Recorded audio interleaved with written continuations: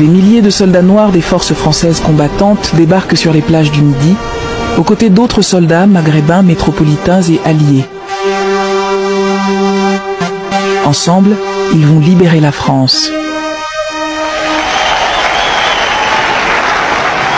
10 jours après le débarquement de Provence, Paris est libéré, la France libre triomphe.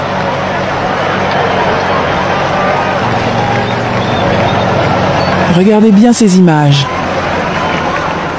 Où sont les milliers de soldats noirs, africains et antillais qui se battent pour la France depuis 1940 ? Vous ne les verrez pas. Ils ne sont pas là. Ils ne participent pas à la libération de Paris. La 2e division blindée, débarquée en Normandie, a vu ses régiments blanchis, et les troupes débarquées en Provence remontent pour l'est de la France. L'épisode du blanchiment reste l'une des pages équivoques de la libération. De Gaulle, qui souhaitait que la France soit libérée par des combattants français, a accepté les conditions des commandements alliés. Les Américains, qui pratiquent encore la ségrégation au sein de leur propre armée, ont en effet imposé dès 1943 que de nombreuses troupes soient blanchies.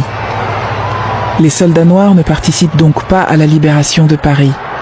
Une partie de ceux qui ne combattent pas sur le front de l'Est seront rapatriés vers les colonies. Le symbole est fort, même si on les fera défiler à Paris fin 1944 et en 1945, les Afro-Antillais restent pour les élites françaises de grands enfants, des indigènes. C'est ce rapport qui va profondément changer dans la période qui va de la guerre au milieu des années 70.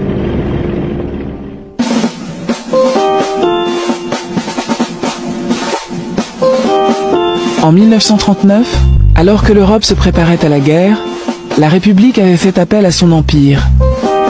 Comme en 14-18, toute une génération de combattants avait répondu à l'appel, mais cette fois-ci pour des motivations très différentes. Il y a un élément fondamental en 1939 par rapport à 1914, c'est que la dimension idéologique du conflit, cette fois-ci, est très clairement exprimée. L'Allemagne nazie, c'est un régime raciste. Donc là, on est très conscient de s'engager pour le discours républicain, qui s'oppose au discours national-socialiste. Après l'armistice de juin 1940, alors que l'occupation nazie et le régime de Vichy s'installent, plus de 50 000 Noirs sont encore présents en métropole.